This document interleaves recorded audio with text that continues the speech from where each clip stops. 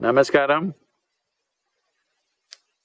When I travel in India and address various groups of people, especially in the big cities, what I see is I'm the only Indian left. If there are a few thousand people, all of them are in trousers, jackets and ties at 35 to 40 degrees centigrade.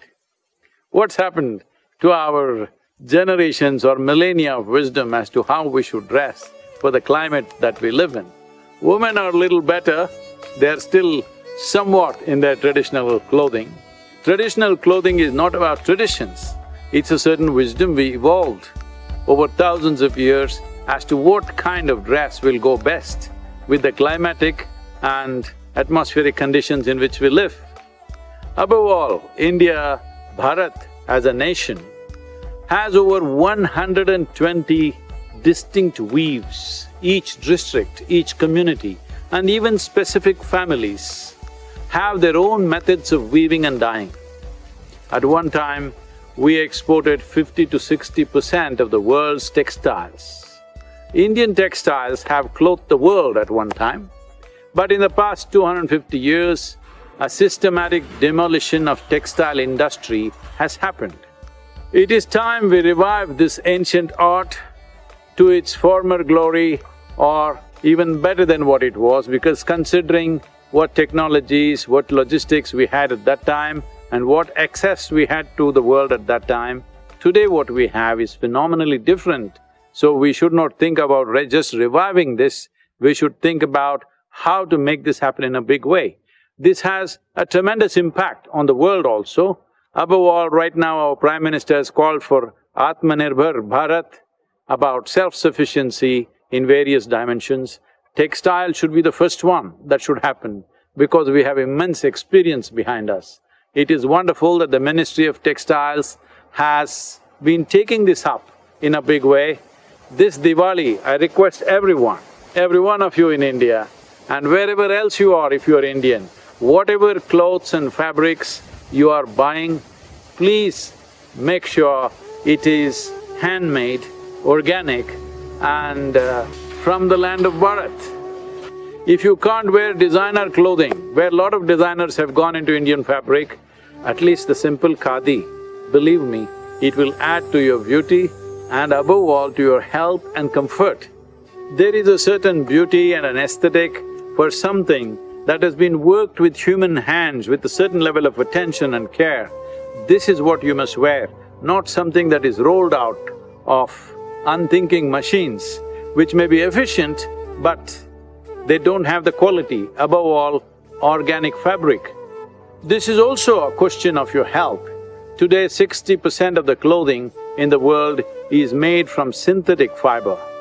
Studies show various health hazards, including cancers linked to polyfiber. Synthetic clothing is definitely impacting our children's well-being. Studies are showing that a whole lot of people in Western societies have a certain amount of plastic or polyfiber in their body embedded because polyfiber is one of the worst ways of polluting the world. The lowly plastic bag which floats around on the street, you can see it is plastic, you know that it should not be there.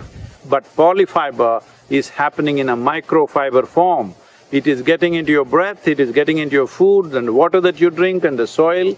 Everywhere it is getting in before it becomes an all-pervasive poison destroying life, human life and other lives. It is important that we bring back organic fiber to whatever extent we can. The way you can make this happen is Indian handlooms, Indian handicrafts and organic fiber essentially has to come back. If we make this into a demand-oriented process in the marketplace, that there is demand for organic fiber, this could go a long way in enhancing the farmers' economics. If 30% of the land goes into growing organic fiber, one important thing that will happen is, right now most farmers are growing perishable crops. Out of this, many disasters are happening because they are not able to cash in time, they don't have the power of scale. But if they grow fiber, definitely they will have the power of scale because there is a more organized sector out there and this will change the landscape of India's farming because right now, as all of you know, over 300,000 farmers could have committed suicide in the last 20 years. This has to change, and one important thing that you can do is, on this festive occasion of Diwali, all of you make an effort to bring organic fiber as clothing for yourself and your children especially. If you're concerned about their physical and mental health, it's very important to bring this, and also this will support millions of weavers and farmers. The second largest employer in the country is weaving and textiles. The first largest employer in the country are farmers. To both these communities who are suffering immensely, and we are going on without the necessary attention to them, this is a tremendous thing that the Textile Ministry has taken this up. It's very, very, very important for every Indian citizen to take this up, that our farming communities and weaving communities are supported by how we conduct our life.